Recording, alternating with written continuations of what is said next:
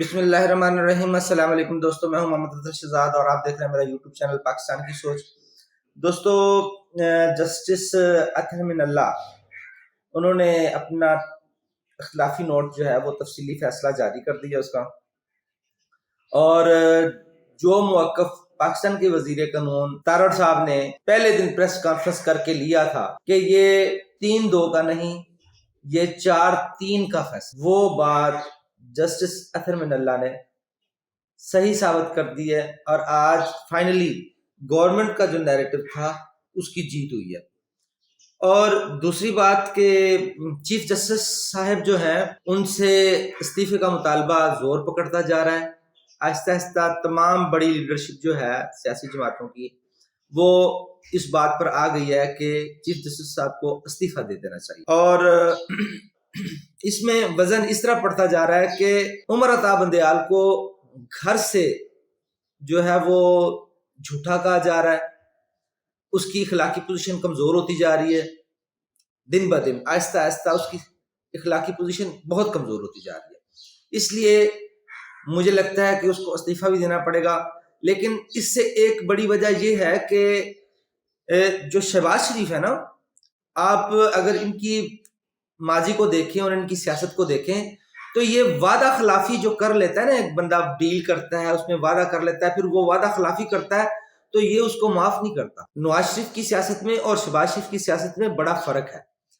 نواز شریف جو ہے وہ دھیمے مزاج کے بندے ہیں، اور جہاں پر کوئی سخت فیصلہ لینا ہو تو درمیانی رستہ نکالتے ہیں، سیاسی رستہ نکالتے ہیں، جبکہ شہباز شریف جو ہے وہ اس نے اپنی سیاست نواز شریف کے انڈر کی ہے، تو یہ جب تک بڑا بھائی نہ کہہ دے تو یہ ڈرتے رہتے ہیں، اور جب کہہ دے تو پھر بالکل اس پہ ایسے عمل کرتے ہیں کہ شفاق ہو جاتے ہیں، بالکل بڑا اسٹرکٹلی اس پر عمل کرتے ہیں۔ تو اس طرح جو ہے مجھے لگ رہا ہے کہ اب جو ہے وہ ہمارے چیف جسٹس صاحب کی خیر نہیں ہے، کیونکہ انہوں نے جو 4 ججز ایلیویٹ کیے اس میں انہوں نے کنٹرول ٹاور کو بیچ میں ڈال کے ضامن بنا کے انہوں نے کوئی حامی بھری تھی، اور یہ اس میں چلاکی دکھا گئے، اور سیاستدان تو آپ کو پتہ ہے سیاستدان تو چلاکی میں سب سے آگے ہوتا ہے۔ تو اب جو ہے شہباز شریف وہ اب ان کو تگنی کا ناچ نچائیں گے، اور جو یہ عمران خان کے سہولت کار ہیں اور اس کے طلبگار ہیں ان کی اب خیر نہیں ہے۔ تو بات کو آگے بڑھاتے ہیں، لیکن میں آپ کو تھوڑا سا پیچھے لے کے جانا چاہتا ہوں کہ یہ جو سب کچھ آج ہو رہا ہے نا، یہ ایسے ہی ایک دن میں نہیں ہو گیا، یہ یہاں تک معاملات پہنچانے میں ہماری اسٹیبلشمنٹ کا بہت بڑا کردار ہے، ہماری عدالتوں کا بہت بڑا کردار ہے، اور اس عمران خان کا بہت بڑا کردار ہے۔ آج بیرون ممالک سے یہ گواہیاں آ رہی ہیں کہ پاکستان میں جو بھی معاشی بلنڈر ہوا ہے یا پاکستان کے جو معاشی حالات دگرگوں ہیں، اس کی سب سے بڑی وجہ اور اس کی جڑ عمران خان۔ وہ ٹائمز آیا نا جس پہ یہ بڑا یوتھیوں نے شور وور مچایا ہوا ہے کہ بھئی وہ جی ہمارا سیاستدان نمبر 1 سیاستدان، اور وہ جی بڑا پاپولر، اور بہت وہ اس کا جی وہ سر ورک پہ اس کا جی فوٹو آ گیا، یہ آ گیا وہ آ گیا۔ تو بھائی اسامہ بن لادن کا بھی آیا تھا، یہ پتہ نہیں کن کن کچرا جن کا زندگی میں ایک بار ہی نام آیا اور وہ ٹائمز پہ آیا، اس کے بعد نام ہی نہیں دنیا نے کہیں سنا، ان کا بھی نام ٹائمز پہ آیا۔ سر ورک پہ ان کی تصویر ملالہ کی آئی ہے، وہ کوئی سیاستدان ہے؟ وہ تو آپ کے عمران خان سے پہلے آ گئی، اس کا مطلب وہ زیادہ پاپولر ہے۔ چھوڑو یوتھیوں کا تو ویسے ہی وہ ہے، وہ ہمارے وہ کہتے ہیں یہ یوتھیوں کا اپر چیمبر خالی ہے، تو یہ ان کا اپر چیمبر خالی، ان پہ ہم وقت ضائع نہیں کرتے۔ لیکن یہ میں آپ کو تھوڑا سا 2011 سے کام کو سٹارٹ کرتے ہیں۔ 2011 میں دراصل ہماری اسٹیبلشمنٹ کو پیٹ میں مروڑ تھا کہ یہ جو ہماری 2 سیاسی پارٹیاں ہیں جو کہ اقتدار میں آ رہی تھی اور جا رہی تھیں، پیپلز پارٹی اور نون لیگ، تو انہوں نے COD چارٹر آف ڈیموکریسی میثاق جمہوریت بیٹھ کے کر لیا تھا۔ تو اس میں طے یہ ہوا تھا کہ ہم اسٹیبلشمنٹ کے سہولت کار نہیں بنیں گے۔ تو اسٹیبلشمنٹ نے کہا اگر یہ ان میں سے کوئی بھی ہمارا سہولت کار نہیں بنا تو پھر ہمارا تو وہ کام نہیں چلے گا۔ تو انہوں نے تیسری پارٹی کھڑی کی اور اس کو کھڑا کیا جس پہ 70 قسم کے الزام تھے کہ یار یہ اسرائیلی ایجنٹ ہے، یہ فارن فنڈنگ ہوتی ہے اس کو، یہ ہر طرح کا برائی ہے اس میں، اخلاقی طور پہ یہ بندہ اچھا نہیں ہے، معاشرتی طور پہ بھی اس کی میں زیادہ اوپن بات نہیں کر سکتا، ہماری بہنیں بھی سنتی ہیں، تو معاشرتی طور پہ بھی یہ بندہ ٹھیک نہیں ہے، چبلے مارتا ہے یہ۔ لیکن اس کے باوجود ہماری اسٹیبلشمنٹ نے اس کو آگے لے کی، کیونکہ اتنا کچھ اس کے خلاف ہے، اس کو بلیک میل کرنا آسان ہوگا اور ہم موجے اڑائیں گے۔ نواز شریف کو تھوڑا بلیک میل کرنا مشکل تھا اور زرداری کو تو تھوڑا کم، لیکن مشکل، دونوں کو بلیک میل کرنا مشکل تھا، اس لیے ان کی بات نہیں چلتی تھی۔ تو عمران خان کو لا کے وہ سمجھتے تھے کہ بس یہ تو اس کی اتنی ویڈیوز ہیں، اتنا یہ ہے، اس کا وہ ہے، ہم اس کو بلیک میل کر لیں گے۔ لیکن ان کو پتا نہیں تھا کہ وہ جو عالمی اسٹیبلشمنٹ ہے یہ ان کی چوگے پہ کھیل رہے تھے، ہماری اسٹیبلشمنٹ والے۔ یہ فیض حمید صاحب، یہ سارے جو ہیں نا، یہ جو کرتوتیں کر کے گئے ہیں پاکستان، یہ پاکستان کے حق میں کر کے گئے، تو یہ عمران خان کو اس لیے لے کے آئے۔ لیکن عمران خان کو لانے کے بعد جب اس کو اقتدار پہ بٹھایا اور پہلے سال میں ہی ان کو پتا چل گیا یہ تو پاکستان کو برباد کرنے آیا ہے اور یہ تو عالمی اسٹیبلشمنٹ کا ایجنڈا ہم خود اپنے ہاتھوں سے پورا کر کے بیٹھ گئے۔ لیکن پھر بھی شرم و شرمی کہ یار اب کیا کرے، اس کو لے تو آئے ہیں اور تھوڑی سی اقتدار کی لالچ بھی اپنی مرضی کا بندہ لے آئے تو اقتدار انجوائے کریں گے۔ لیکن وہ ایسا گلے پڑا کہ میں چھوٹی چھوٹی مثالیں، ایک تو ہمارا سی پیک بند کر دیا، ہمارے عام ایکسپورٹ ہوتے تھے وہ بند کر دیے۔ اب کل سے خبر چل رہی ہے کہ وہ $3 ارب جو ہے اس نے 600 بندوں میں ریوڑیوں کی طرح بانٹ دیا۔ بھائی تیرے باپ کا پیسہ تھا، وہ جو کرپشن میں نوکری سے نکلا تھا۔ ویسے تو تم بڑا کہتے ہیں نا نواز شریف یہ تمہارے باپ کا پیسہ ہے، تو اب یہ تمہارے باپ کا پیسہ تھا یا پنکی پیرنی کا تھا جو پچھلے خاون سے لے کے آئی؟ تو یہ سارا کچھ جو ہے یہ سب جب ہوتے دیکھا تو یہ ہماری اسٹیبلشمنٹ کی آنکھیں کھلی کہ یہ نہ ہو کہ پاکستان کو اس حالت میں لے جائے کہ یہ فوج کی تنخواہیں دینے کو نہ بچیں اور ہماری فوج میں بغاوت ہوگی تو یہ سب سے پہلے تو ہمیں قتل کریں گے۔ یہ بڑے بڑے عہدے والے سب سے پہلے تلے جاتے ہیں، ہماری آدھی فوج آپس میں لڑ کے مر جائے گی۔ تو فیصلہ ہوا کہ بھئی وہی بہتر ہے، جن کو ہم غدار سمجھتے تھے انہی کے جا کے پاؤں میں پڑھ کے دوبارہ ان کو لے کے آئے۔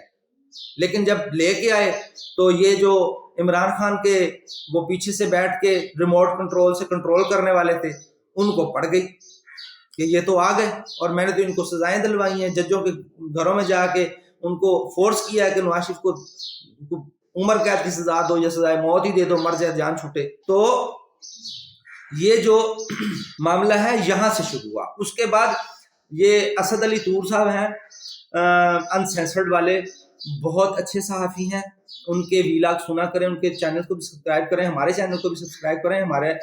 ہم نیا چینل ہم سٹارٹ کر رہے ہیں تو ہمیں بھی بہت ضرورت ہے، لیکن آپ ان کی بات کو آگے لے کے چلتے ہیں۔ اسد علی طور کی انہوں نے بتایا ہے کہ یہ جو کیا نام ہے فیض حمید ہے، یہ ساری ویڈیو سارا مواد اٹھا کے اپنے پاس لے گیا۔ کیوں نہ اٹھا کے وہ لے کے جاتا؟ اس کو پتہ ہے کہ میں نے پورے 4-5 سال انہی پرزوں کے ساتھ یہ سب کو آگے پیچھے کبھی ریموٹ کنٹرول کی طرح چلایا ہے کہ آ جاؤ پی ٹی آئی، ادھر ووٹ دے دو، ادھر جلسہ کر دو، ادھر بندے لے، ادھر کیا نام ہے ان کو فنڈنگ کر دو، یہ وہ سارا کچھ۔ وہ تو وہ اپنے اوزار ساتھ لے کے جائے گا، وہ کیوں چھوڑ کے جائے گا؟ اس کو پتہ ہے آگے بھی اگر میں نے بچنا ہے اور یہ اپنی مرضی کا جو ایک پیرلل سسٹم چلانا ہے تو یہ پرزے نہیں ہوں گے تو میں تو فیل ہو جاؤں گا، نہیں چلیں گے۔ تو مجھے اسد علی طور کی لاجک سمجھ آتی ہے اور میں اس بات کو صحیح مانتا ہوں۔ اسی لیے تو یہ دیکھیں نا کہ یہ پرویز الہی جیسے بندے، یار شیخ رشید جیسے بندے، ٹھیک ہے، یہ بندے یہ آپ سوچ سکتے ہیں کہ اسٹیبلشمنٹ کے خلاف کھڑے ہو جائیں؟ اسی لیے کھڑے ہو گئے کہ ان کو پتا ہے کہ ہماری ایسی ویڈیوز ہیں فیاض حمید کے پاس، اگر وہ نکلیں تو ہم بالکل ہی ننگے ہو جائیں گے، ہمیں مرنے کے علاوہ اور کوئی چارہ نہیں ہوگا، خودکشی کرنی پڑ جائے گی۔ اس لیے یہ آج جو جن کی ساری عمر اسٹیبلشمنٹ کے پٹھو بن کے اور فوج کی چاکری کر کے گزری ہے، وہ آج اسٹیبلشمنٹ کے خلاف کھڑے ہو گئے۔ اب آ جاتے ہیں کہ اب جب دوبارہ ان کو لے کے آئے، نواز شریف صاحب کے پاؤں جا کے پڑے یہ کہ بھی آئے ملک بچا لیں، ہم سے غلطی ہو گئی، ہمیں بیل آؤٹ کریں، تو یہ شہباز شریف کو حکومت میں لایا گیا۔ اب شہباز شریف جب آئے تو ان کے سب سے بڑے سہولت کار، جب بلاول بھٹو نے کہا تھا نا کہ آرمی سے تو عمران خان کے سہولت کار ختم ہو گئے لیکن جوڈیشری میں ابھی بھی ان کے حمایتی بیٹھے ہوئے ہیں اور وہاں سے ان کو سپورٹ مل رہی ہے۔ تو یہ انہی دنوں میں یہ جو ہے معاملات زیادہ اوپر کو آنا شروع ہوئے۔ لیکن اس سے پہلے جب یہ 4 ججز ایلیویٹ کرنے کا معاملہ تھا تو ان 4 ججز کے ایلیویٹ کرنے میں ان کا آپس میں گٹ مٹ ہوئی تھی۔ یہ جونیئر ججز کو اوپر لانا چاہ رہے تھے اور جو عمر عطا بندیال ہیں یہ جونیئر کو اوپر لانا چاہ رہے تھے، اور جو سپریم کورٹ بار ہے، ہائی کورٹ بارز ہیں اور جو وکلا ہیں اور جو سیاسی جماعتیں ہیں یہ چاہتی تھی کہ سینیورٹی کے بیس پہ جیسے اصول بنتا ہے جیسے ویسے ہی سینئر جو ہیں لوگ ان کو اوپر لے کر. آپ فرق دیکھیں نا, یہ عطر من اللہ سینیورٹی کے بیس پہ اوپر آیا نا سپریم کورٹ میں, اس نے حق سچ کی بات کی, وہ چیف جسٹس کے خلاف فیصلہ دے رہا ہے کیونکہ اس کو کسی کی کوئی پرواہ نہیں, وہ اپنی سینیورٹی کے بیس پہ اوپر آیا. لیکن جو جونیئر اوپر لے کے آئے انہوں نے یہ نہیں دیکھا کہ یہ سراسر چٹی ننگی بے ایمانی کر رہا ہے ہمارا چیف جسٹس, وہ اس کے جھوٹے کے پیچھے آ کے کھڑے ہوئے. کیوں؟ کیونکہ وہ جونیئر تھے, جونیئرز کو اٹھا کے اوپر لے کے آئے. یہ فرق ہوتا ہے. جب آپ سینیورٹی کی بیس پہ لے کے آئیں گے تو کوئی لالچ نہیں ہوگا, کوئی ڈر نہیں ہوگا, کوئی بلیک میلنگ نہیں ہوگی, حق انصاف کا فیصلہ ہوگا. اور جب آپ جونیئرز کو لے کے آ جائیں گے, سینیورٹی کے رول کو پھینک دیں گے, تو پھر یہی ہوگا کہ وہ یہ نہیں دیکھیں گے حق ہے, انصاف ہے, بے ایمانی ہے, چوری ہے, ڈکیتی ہے, بدیانتی ہے, کیا ہے. وہ یہ دیکھیں گے کہ سیٹ کس طرح پکی رہتی. چیف جسٹس کے نظروں میں ہم اچھے کیسے بن سکتے, تو انصاف کا قتل ہو جائے گا جو اصل مقصد ہے یہاں پر بھیجنے کا. تو اب جو ہے, اب ہوا یہ ہے کہ وہ یہ جو ججز ایلیویٹ ہو رہے تھے وہاں پہ شہباز شریف کو گارنٹی دی گئی تھی, اور یہ گارنٹی دینے والے یہ ایک اور جھوٹا باجوا تھا کہ نہیں آپ کو یہ کریں گے, آپ کو وہ کریں گے. اور نواز شریف لالچ والے سیاستدان پھر بیٹھ کے بات تو کرتا ہے نا, باتوں میں ساری لالچ کی باتیں بھی ہوتی ہیں, قانون کی باتیں بھی ہوتی ہیں, انصاف کی باتیں بھی ہوتی ہیں. تو اس وقت جو طے ہوا تھا وہ یہ طے ہوا تھا کہ ٹھیک ہے یہ معاملہ ہے, ہمارے ججز کو آنے دیں تو ہم آپ کے لیے معاملہ ٹھیک کر دیں گے. معاملہ کیا ٹھیک کرنا ہے, یہی جو عمران کی بیجا حمایت کر رہے ہیں ہم ختم کر دیں گے.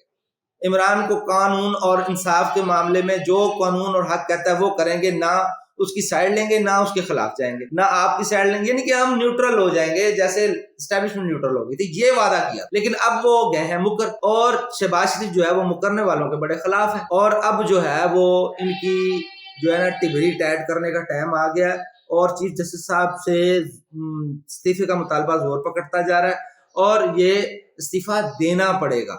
یہ استعفیٰ دیے بغیر گزارا نہیں ہے. اگر عمر الطاف بندیال نہیں جاتے تو ہم 4 مہینے بھی پڑے ہیں, 5 مہینے پڑے ہیں, ان 5 مہینوں میں ہمارے جو سیاسی ماحول ہے اس میں بہت زبردست قسم کی انارکی آ جائے گی. تو اب اگر یہاں پر آپ نے حالات کو بہتر کرنا ہے تو اس کا سب سے بہتر حل یہی ہے کہ چیف جسٹس عمر الطاف بندیال سے استعفیٰ لے لیا جائے یا وہ استعفیٰ دے دے. تبھی پاکستان میں جو ہے وہ کوئی آرام سکون کا ماحول پیدا ہو سکتا ہے, یہ انارکی, سیاسی انارکی ختم ہو سکتی ہے, اور پاکستان میں پاکستانیوں کے حالات کچھ بہتر ہو سکتے ہیں, اور پھر ہی کوئی الیکشن کا ماحول بنے گا. اتنی افراتفری میں یا اتنی ہر طرح کی جو گوسپس چل رہے ہیں اس میں جو ہے وہ انتشار پھیلنے کا خدشہ بڑھتا جائے گا. تو کچھ باتیں اور چھوٹی چھوٹی خبریں, یہ تو مین تھا جس میں میرا دل کر رہا تھا میں آپ سے تفصیلاً بات کروں. ایک علی امین گنڈا پور کو پکڑ لیا گیا اور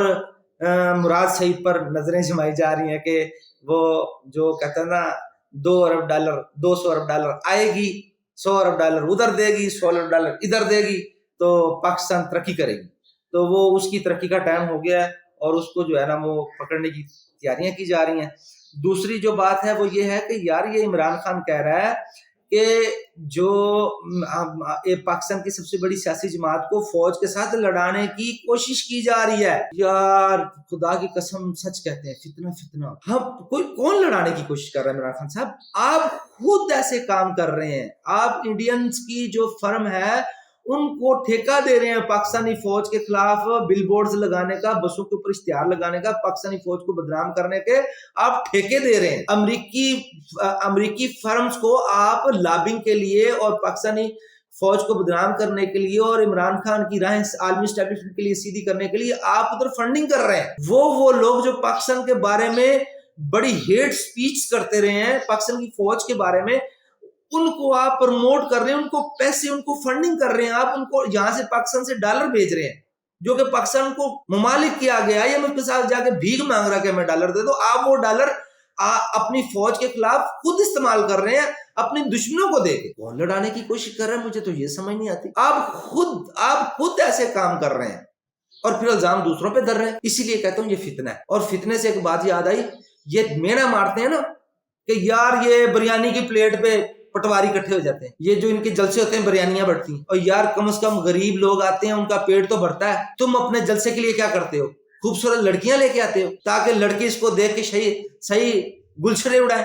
اور اٹریکٹ ہو کے زیادہ سے زیادہ جلسے میں آئے کہ ادھر پونڈی کرنے کو ملے گی. یہ بھی فتنہ ہے، اور فتنے کا ہر عمل بگاڑ والا ہوتا ہے. وہ اتنے عرصے سے بریانیاں بانٹ رہے، کو بگاڑ پیدا ہوا؟ آپ کو 4 سال کی سیاست میں آپ نے جو تمغے لیے ہیں نا، وہ ہر قدم آپ کا بگاڑ پیدا کرنے والا ہے. آج ہمارے معاشرے کا حال کیا ہے؟ آپ نے عورت کو مذاق بنا دیا، ہماری بہو بیٹیوں کو نچانا شروع کر دیا. خیر غصہ نہیں کرنا چاہیے، لیکن عمران خان پہ آگے مجھے غصہ آ جاتا ہے یار، میں کیا کروں. دوستو خوش رہیے، اب تک کے لیے اتنے، اللہ حافظ.